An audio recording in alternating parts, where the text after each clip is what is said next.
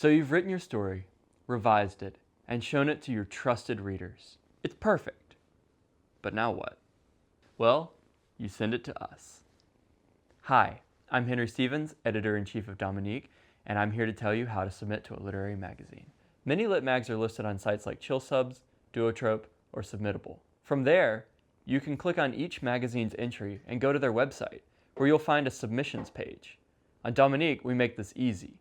We have a big blue link that says submit here whenever we're open. To send in your work, you'll have to fill out some kind of form. These forms have varying degrees of sophistication. Some may be built into platforms like Submittable, Duosuma, or Moksha, while others, like very high-end science fiction magazines like SFF and Asimov's, may have their own custom portals.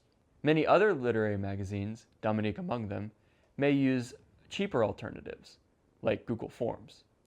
I personally prefer Google Forms because it will auto-populate into the same spreadsheet that my editors use and makes things simpler for us. But no matter what kind of form they use, almost every literary magazine will ask for the same information. 1, your name or pen name. 2, your contact information. 3, some small information about the story, such as genre, word count, or title. 4, a cover letter. And 5, a bio.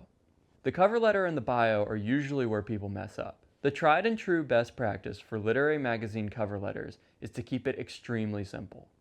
Just thank the editor for reading the story, and maybe include the title and the word count if they weren't already asked for in the submission. You don't need to explain much about the story because as editors, we expect the stories to stand on their own without external explanation. Bio should be about 3 sentences long and include prior publications, any personal details relevant to the story, or any interesting information that you want to add about yourself as an author. Tone is very important, and yours should be professional. When you've filled out the rest of the form, you'll be asked to upload your submission. Make sure that your submission is in a Word document or a PDF, because these are easier for everyone to read. You don't know what kind of computer your editor might be using. Also, for the same reasons, try to keep your manuscript formatted with a standardized font in size 12 with double spacing, unless you have good reason otherwise. This may seem arbitrary and grade schooly, but it's the industry standard and our readers expect to see manuscripts formatted in this way.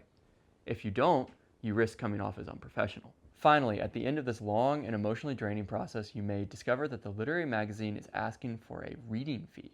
Don't worry, this is pretty normal. The reason why most literary magazines ask for a reading fee is because they don't have very good financial models. The TLDR with reading fees is that they usually are between $3 and $5.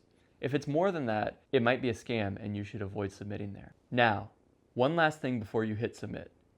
Make sure you read your document a second time for typos. They always pop out right at the end. Once you've done that, sit back, relax, and wait 1 to 6 months. If you were waiting longer than that, you probably should write a query letter, but that'll be a different video. I hope this video helps you get a sense of what you need to do to submit to a literary magazine. We've got a lot more content coming, and I've got many more questions to answer. So if you're interested in these kinds of questions, you want help getting published, or you're just interested in literary magazines in general, stay tuned, and we'll see you next time.